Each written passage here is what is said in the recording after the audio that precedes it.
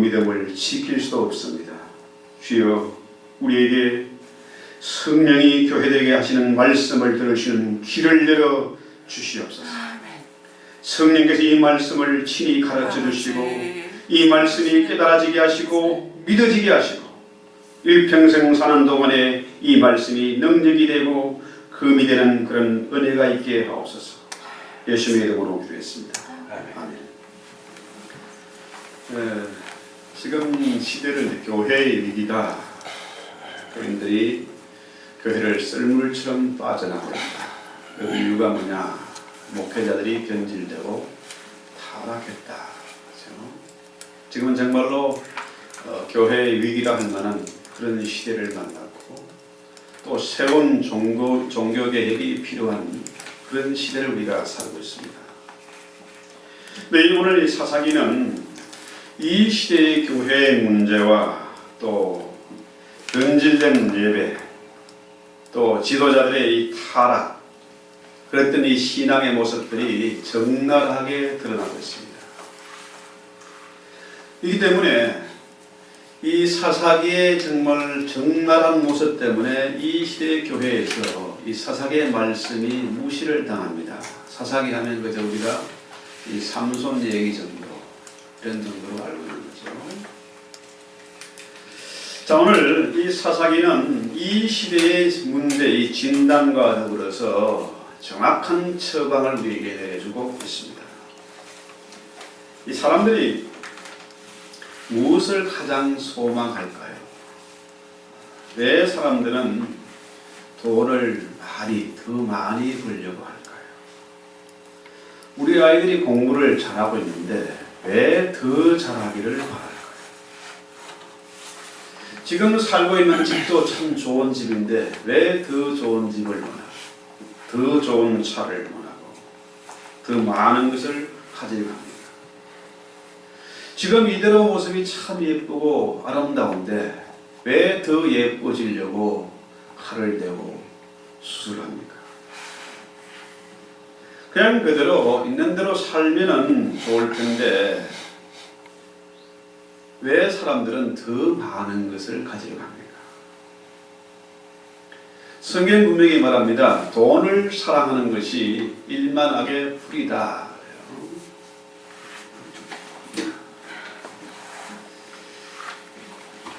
이 말씀이 우리가 이해가 되지를 않습니다. 왜 돈을 사랑하는 것이 일만하게 불이가 됩니까?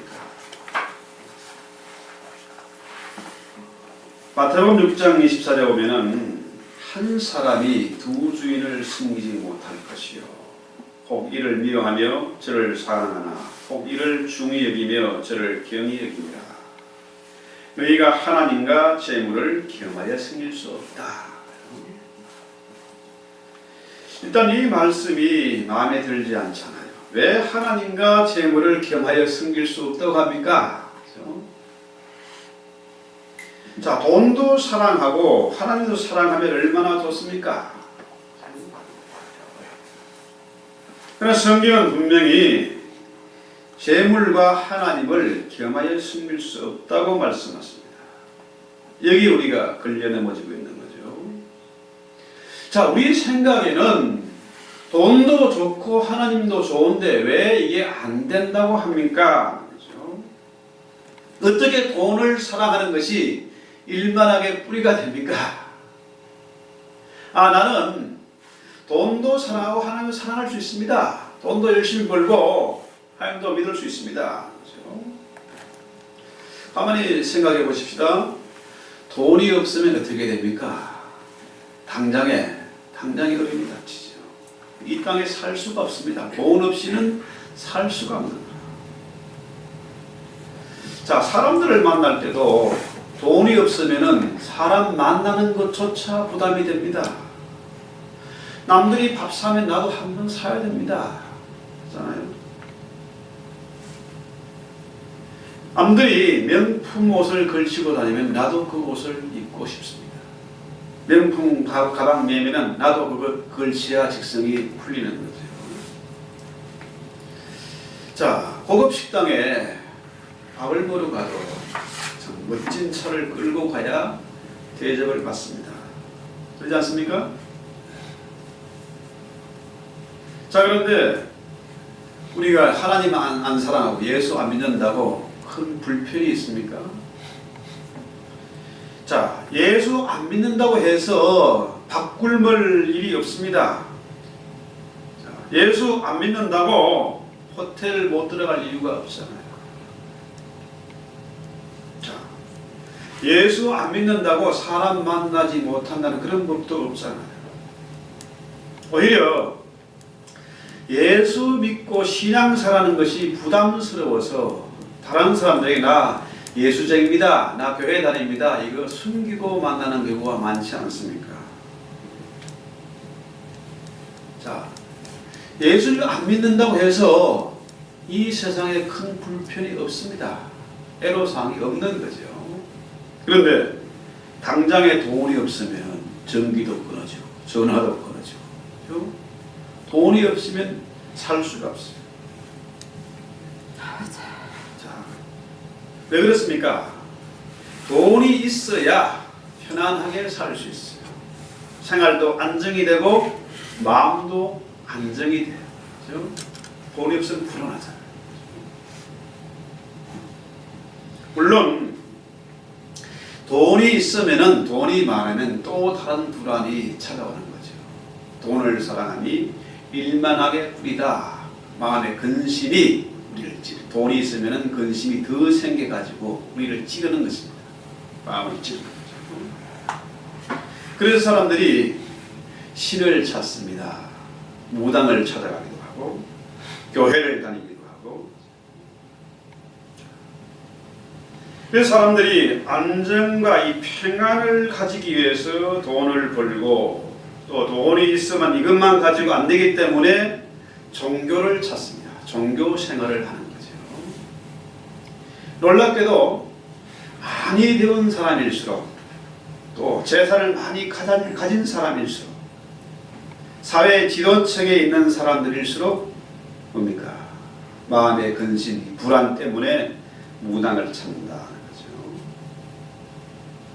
자, 돈이 많이 주어지면은,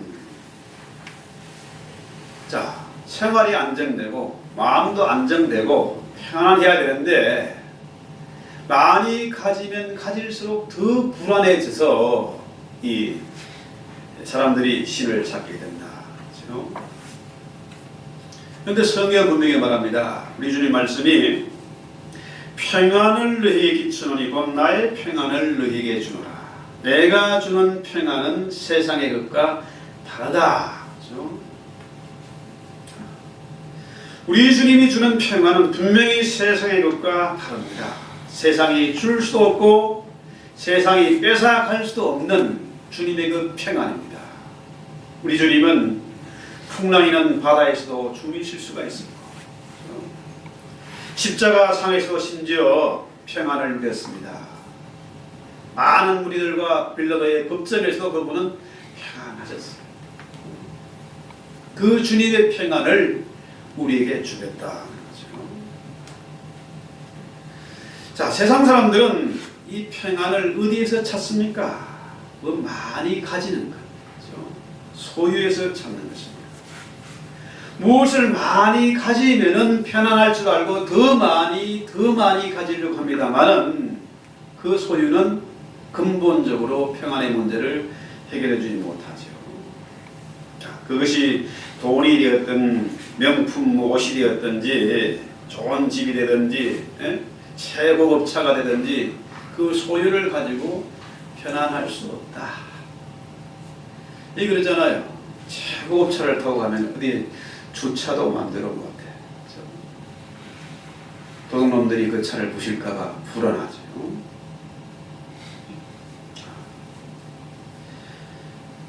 이 세상이 주는 것은 아무리 많이 가져도 평안의 문제를 해결하지 못하고 오히려 더 근심과 불안이 더해질 뿐이다.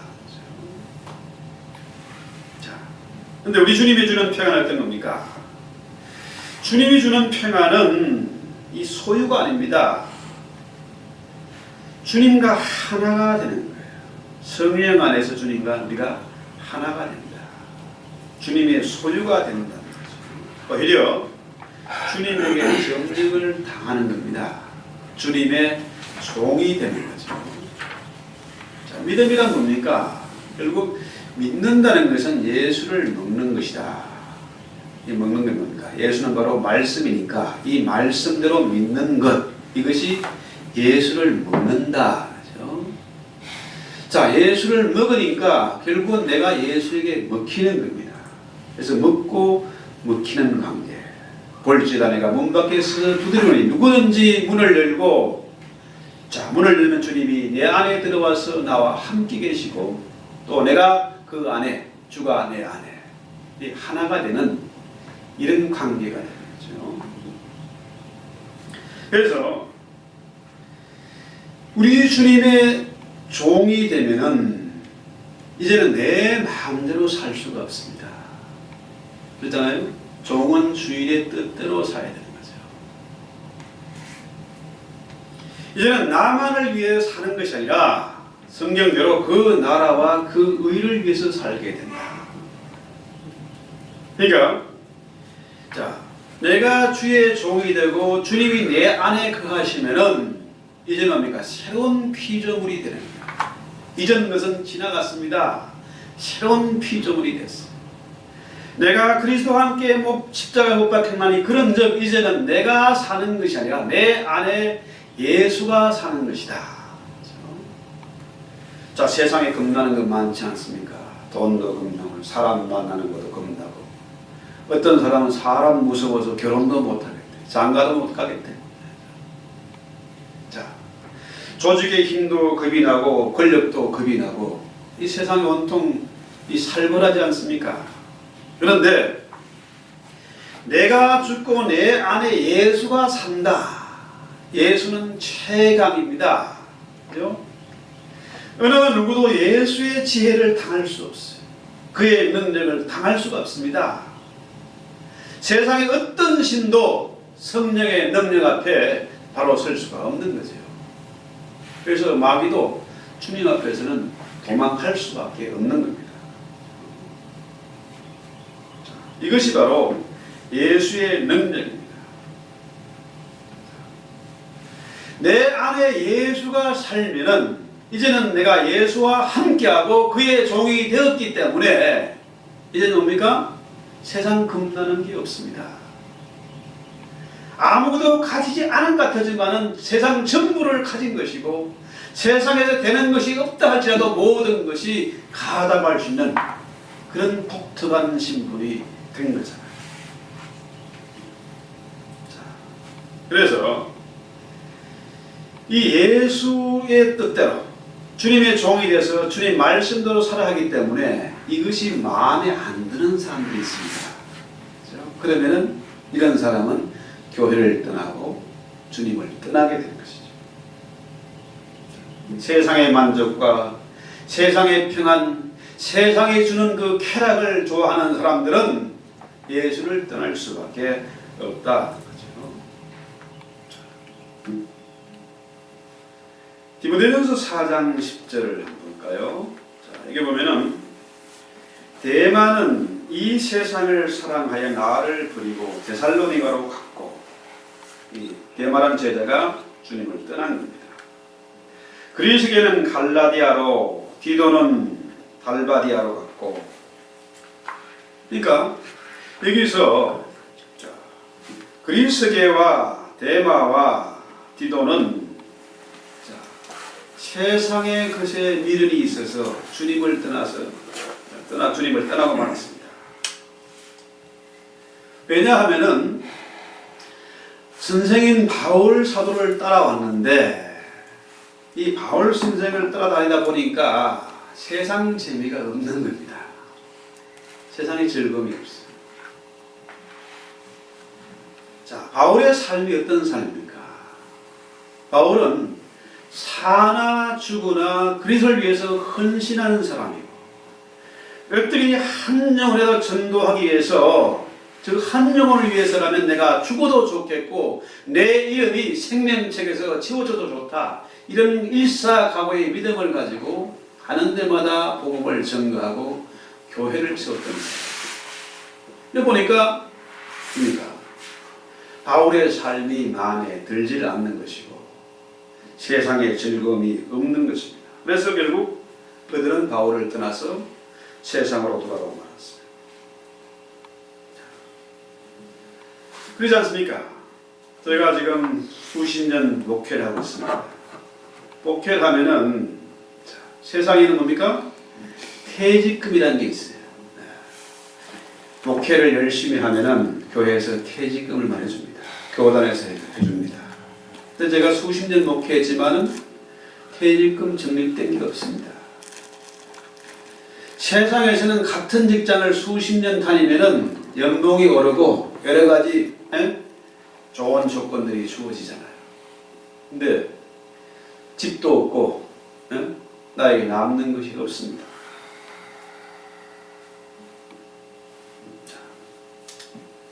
바울의 일생을 보면은 퇴직금이 마련된 것도 아니고 좋은 집이 있는 것도 아니고 그에게 뭐가 있습니까? 그에게 고난이 기다리고 있고 그의 가는 길은 십자가의 길이고 이 때문에 세상의 멸시와 천대와 박해를 받고 있는 것입니다. 그렇기 때문에 이 바울의 제자들이 결국 뭡니까? 세상에 대한 그 미련 때문에 세상으로 돌아가고 말았어. 바울은 오직 일사거구의 믿음, 오직 예수라는 이 이름 때문에 그의 일생을 거는 사람입니다.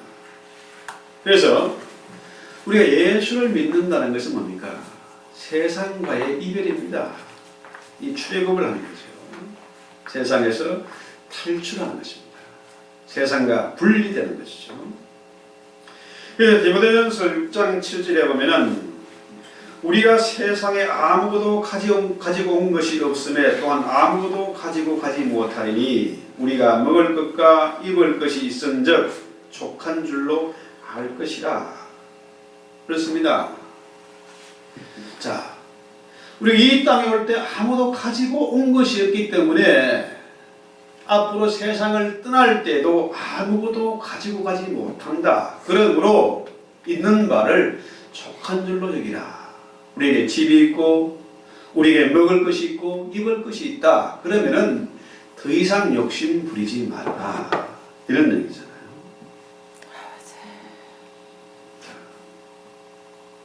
바울이 왜 이런 사람이 됐습니까? 이전에 세상에 대한 욕망, 출세를 위해서 정말로 생명 걸고 남보다 더 부지런히 칼 같은 성격을 가지고 달려온 사람입니다. 그런데 바울이 어쩌다 이렇게 됐을까요? 모든 세상의 미련과 욕심을 포기하고 주의 제자로서 증인으로서 복음 전가하며 교회를 세워갔다. 왜 바울이 이렇게 변했습니까? 바울이 그렇게 하고 싶어서 한 것이 아니라 주의 그 능력이 바울 안에 사시는 그 예수의 능력이 바울을 그렇게 변화시킨 거죠. 그래서 오늘 성경에 보니까 이스라엘이 가나안 땅을 이제 차지하려고 전쟁을 합니다. 사사기 1장이 여호수아의 정복 전쟁에 연속돼서 나오는 얘기잖아요. 이 가나안 정복 전쟁을 하는데 문제는 뭡니까? 27절부터 쭉 한번 보세요. 계속해서 쫓아내지 못하였더라. 이런 말이 반복되고 있어요. 이스라엘이 홍해를 건너와서 광야의 그 놀라운 기적을 맛보았고 심지어 여리고 성이 무너지는 그런 기적을 체험했습니다. 그런데 여호수아가 죽고 난 다음에 이제 거의 정복하고 남은 것이 얼마 안 됩니다. 그런데 놀랍게도 가나안 원주민들을 쫓아내지 못하였더라. 그들에게 철병거가 있어서 그들을 쫓아내지 못하였더라.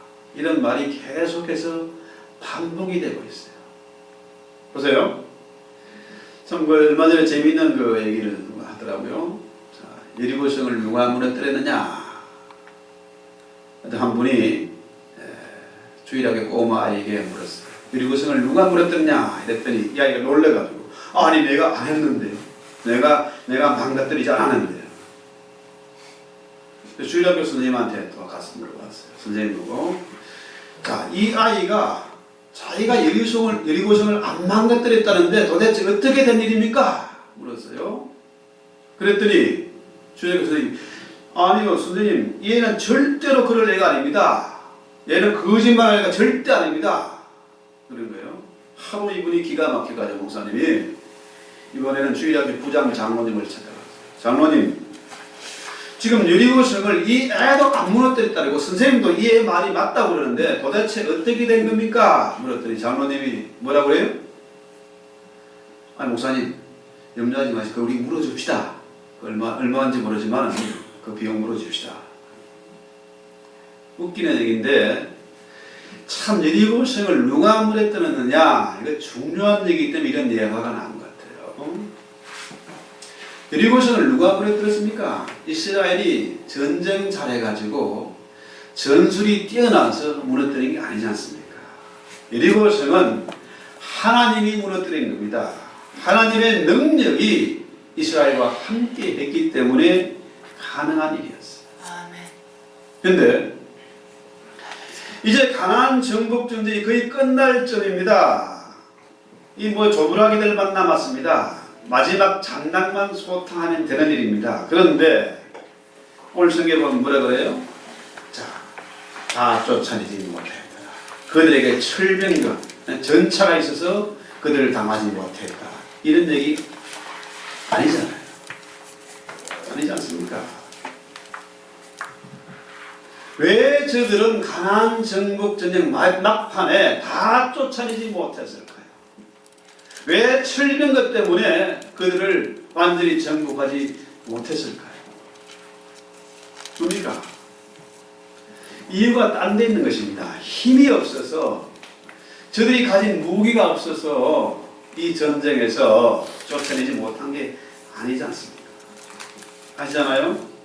이스라엘이 400년간 애국에서 종살이를 했습니다. 종살이가 참 고달프잖아요. 희망이 없습니다. 날마다 지겨운 생활이 반복되는 거잖아요. 그런데 자 이제 애굽에서 나와가지고 가나안 땅에 들어와 보니까 이스라엘 군대 앞에 절절 매는 무리들이 있는 겁니다. 두 손 들고 항복해 찾아오는 사람들이 있어요. 살려만 주시면은 우리가 당신들의 종이 되겠습니다. 뭐든지 시켜만 주십시오. 이런 자들이 생겨난 거예요. 이게 정말 재미있는 일이잖아요. 제가요 공부를 신학을 한 12년 했어요. 참 힘든 일이죠. 공부하는 게 사실은 힘이 듭니다.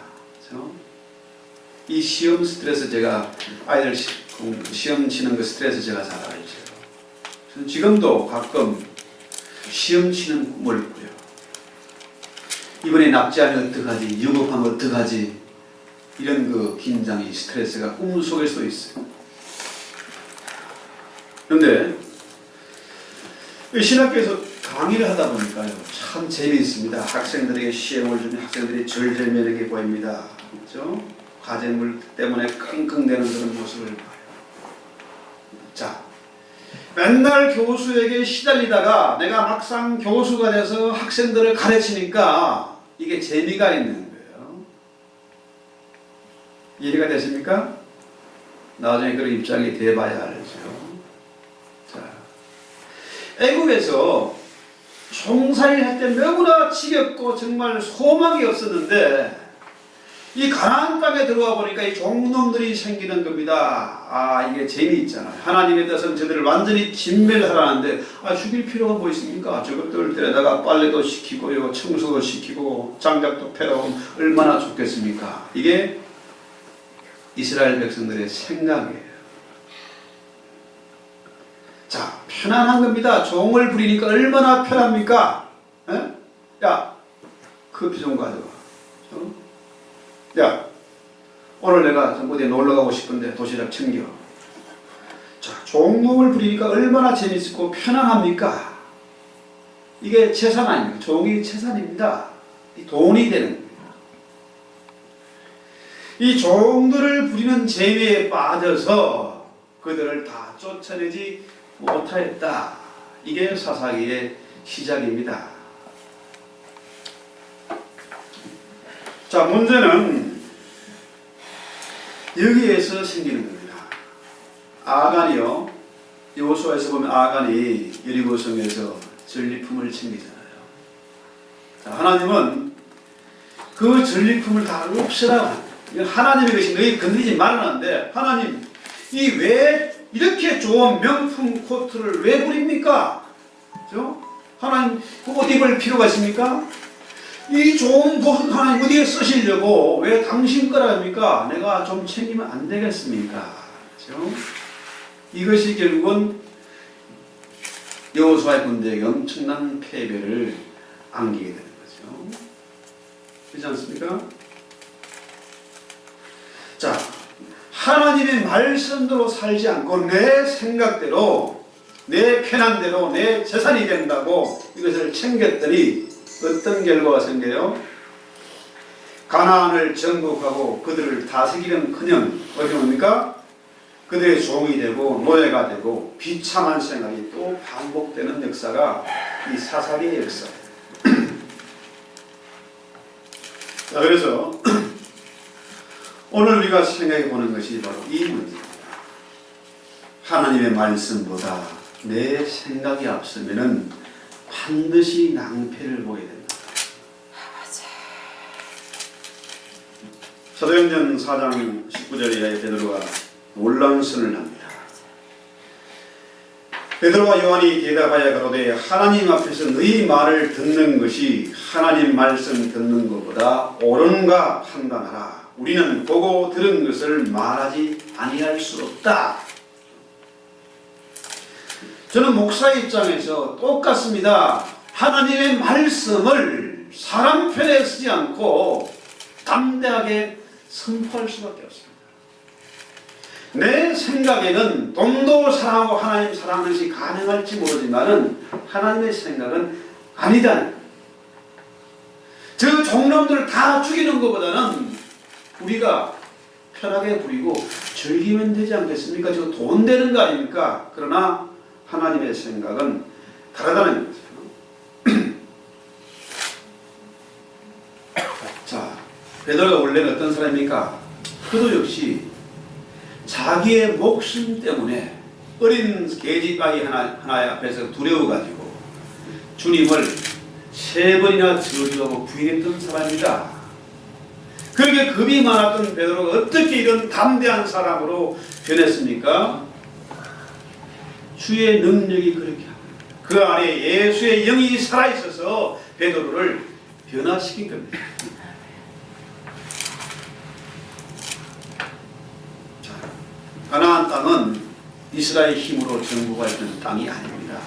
거기에는 거인들이 있고 그들은 그야말로 철병거를 가지고 있는 막강의 군대를 가지고 있는 그런 족속들입니다. 그런데 하나님이 어떻게 가나안 땅을 정복하도록 하셨을까요? 하나님이 함께 하신 결과입니다. 우리 하나님은 만군의 여호와는 전쟁에 능한 여호와시고 이 전쟁은 이스라엘 전쟁이 아니라 하나님의 전쟁이기 때문에 그 전쟁에서 말씀대로 이스라엘이 순종할 때 승리할 수가 있었던 것입니다. 자, 마찬가지예요. 자, 우리의 싸움이 혈과 육의 싸움이 아니라 정사와 건세를 가진 악한 영들과의 전쟁입니다. 우리의 삶이 전쟁이에요. 아이를 키우는 것도 공부하는 것도 비즈니스를 하는 것도 결국 뭡니까? 그 배후에는 영들의 전쟁이다. 영적인 전쟁이에요. 이 전쟁에서 결코 우리의 힘으로 이 전쟁에서 승리할 수가 없습니다. 내 힘으로는 안 되는 것입니다. 이럴 때 여러분 그 보물섬이라는 그 영화, 뭐 만화 영화나 박장승의 소설책도 있고 거기 보면은 후크 선장이 나오고 해적선 나오지 않습니까? 해적선의 마크가 뭐예요? 깃발이 뭡니까? 뭐가 그려져 있어요? 해골 바가지. 희한하게 해적선마다 해골 바가지 마크가 깃발이 있는 거야. 그것도 왜 그들은 해골을 깃발로 만들었을까요? 자, 해골을 보면 우습지 않습니까? 우리는 죽음이 두렵지 않다. 그렇죠? 해적들이 무서운 건 이유가 뭡니까? 그들은 아예 목숨을 기하게 이기지 않습니다. 생명 걸고 싸우는 전쟁입니다. 그러니까 그들은 목숨을 두려워하지 않기 때문에 배를 타고 해적질을 하고, 그렇죠? 원래 바이킹들, 이 해적들, 자, 북유럽의 그 바이킹의 부대들이 세계 곳곳에 식민지를 만들고 세계를 경영하고 가는 데마다 그들은 인류 국가를 만들었습니다. 그렇죠? 이 해적들은 자, 돈을 벌기 위해서 목숨 걸고 해골바가지 마크를 앞세워서 모자에도 해골바가지, 배에도 해골바가지 만들어 놓고 세계를 누빈 겁니다. 그렇잖아요? 자, 출애굽기 한번 보십시다. 출애굽기 13장 18절 이하에 보면은 이스라엘 자손이 애굽 땅에서 해골을 지어 나올 때에 모세가 요셉의 해골을 취하였으니 이는 요셉이 이스라엘 자손으로 단단히 맹세케 하여 이르기를 하나님이 너희를 권고하시니 너희는 나의 해골을 여기서 가지고 나가라 하였습니다. 자, 요셉이 마지막 죽기 전에 유언을 했습니다. 요셉은 애굽에서 총리한 사람이에요. 요셉의 장례식을 성당에 치렀습니다. 만약에 요셉이 애굽에 장사되기를 원했다면 바로의 무덤보다 더 웅장하고 화려한 그 무덤을 만들고 장례식을 했을 겁니다. 그러잖아요? 그런데 요셉은 내 해골을 애굽 땅에다 묻지 말고 너희들이 내 해골을 메고 약속의 땅 가나안으로 가라. 유언을 한 겁니다. 그래서 이스라엘 애굽에서 나올 때 어떻게 나왔습니까? 요셉의 해골 바가지를 앞세워서 가나안 땅으로 들어온 것입니다. 해골이란 뭡니까? 해골은 생명이 없는 겁니다. 아무것도 아니에요. 그런데 하나님의 그 약속, 그 말씀을 따라서 요셉의 그 유언을 따라서 해골을 앞세워서 가나안 땅에 들어왔고 가나안 땅을 정복하고 여리고성을 무너뜨린 겁니다. 놀랍지 않습니까? 우리가 이 땅에 살 때에 내 힘으로 무엇을 하려는 그 착각을 버려야 됩니다. 내 생각이 옳다는 그런 그 생각을 버려야 됩니다. 나는 해골과 같은 존재다. 나는 아무것도 아니다. 하나님이 나와 함께하지 않으면 나는 아무것도 할 수 없다는 그런 믿음을 가질 때에 이 험난한 세상을 우리가 넉넉히 헤쳐나갈 수가 있을 것입니다. 우리 가는 그 앞길에 여리고가 무너지고 그 원수들이 도망하는 것을 보게 될 것이고 참으로 홍해가 갈라지고 요단강이 마르는 그런 기적들을 수도 없이 보게 될 것입니다. 그렇지 않습니까? 베드로와 바울이 가는 데마다 기적을 보았습니다. 죽은 생명이 사는 역사를 보았습니다. 귀신들이 물러가고 가는 데마다 그들은 교회를 세워 갔던 것입니다. 얼마나 멋진 인생입니다. 내 생각은 뭡니까? 하나님도 좋고 돈도 좋고 돈도 사랑하고 하나님도 사랑하는 것이 가난한 것으로 생각하지만 그 착각을 버려야 합니다. 하나님은 결국 우리가 그렇게 살도록 내버려 두지 않는다는 거죠. 우리 하나님의 그 능력, 성령의 능력이 베드로를 변화시키고 바울을 변화시켰듯이 우리 하나님 우리를 그렇게 변해가기를 원하신다. 성경은 분명히 말합니다. 금도 내 것이요 은도 내 것이다. 자, 천지 모든 만물이 다 하나님의 것이고 천사의 생축이 다 하나님이 아는 것이고 하나님의 것입니다. 그렇잖아요? 자, 돈이 결코 하나님입니다. 이 만문에서 나는 말이 뭐니라고 했지 않습니까? 돈, 만문. 자, 결코 돈의 주인이 마귀가 아니라는 겁니다. 돈의 주인이 하나님이세요. 돈을 정복하고 싶습니까? 그렇다면 하나님 말씀대로 살아야 된다. 정말로 거부가 되고 싶습니까? 그렇다면 성경대로 하나님을 섬길 때에 돈은 따라오는 것입니다. 예수가 헌금의 주인이에요. 예수가 들어간 사람, 그 사람은 반드시 거부가 되었고 예수가 들어간 나라는 강력한 나라가 됐지 않습니까? 원래 해적들이 그 바이킹들이 뭐죠? 야만인들이잖아요.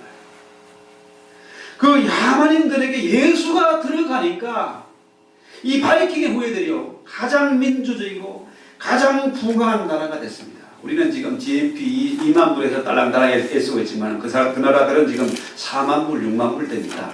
그렇잖아요? 가장 신사적이고 가장 민주적인 인류 국가를 만든 사람들이 바로 해적들입니다. 해적의 후예들. 그렇습니다. 우리가 진실로 돈을 버는 법을 알고 돈을 쓰는 법을 아는 길은 뭡니까? 우리가 예수의 종이 됐을 때. 자, 해골바가지의 후예, 즉 요셉 후예, 아브라함 후예들인 우리가 이제는 말씀대로 살겠다고 다짐하고 이미 삶과 죽음의 문제를 초월한 자로서 세상에 겁나는 것이 없기 때문에 세상을 어지럽히고 천하를 정복할 수 있는 그런 근세와 능력이 어디서부터 오는 겁니까? 내 안에 계신 예수로부터 오는 것입니다. 예수는 지혜가 있어요. 최고의 지혜를 가진 분이 바로 우리 주님이시죠. 우리 주의 성령은 능력이 있습니다. 그 앞에서 세상은 두려워하고 도망갈 수밖에 없다는 것입니다. 성경 분명히 말합니다. 너희가 죽고자 하면 반드시 살 것이다. 너희가 살고자 하면 죽을 것이요 죽기 살기로 달려들면 반드시 살 것이다. 이것이 주님의 말씀. 살기 위해서 몸부림치는 자가 되지 말고 우리가 이미 예수와 더불어서 죽고 그의 부활 관계에 다시 산 자가 되었기 때문에 세상 겁나는 것이 없지 않습니까? 이런 결심과 기도를 가지고 우리 같이 주님 앞에 기도합시다. 하나님 우리 아버지, 2014년에는 저희가 반드시 이 돈과의 전쟁을 선포하게 하옵소서. 돈이 하나님이 아니라 우리는 하나님이 헌금의 주인인 것을 믿고 하나님의 말씀대로 순종하기를 원하는 저희들 되게 하옵소서. 내 안에 계신 예수 때문에 내 고집과 내 욕심을 부리고 주의 말씀대로 순종할 수 있는 저희들 되게 하옵소서. 이것이 진정 자기를 부인하고 주의 종으로 사는 것이 세상에서 진정으로 왕처럼 사는 길임을 저희들이 믿고 더 이상 세상에 아부하고 비굴하게 사는 존재가 아니라 왕같은 제사장으로 천하를 호령하며 돈을 정복하며 돈을 다스리며 돈을 누릴 줄 아는 그런 종들이 다 되게 하옵소서. 예수님의 이름으로 기도했습니다. 아멘. 찬양합니다. 415장 맞습니다. 405장 찬양합니다.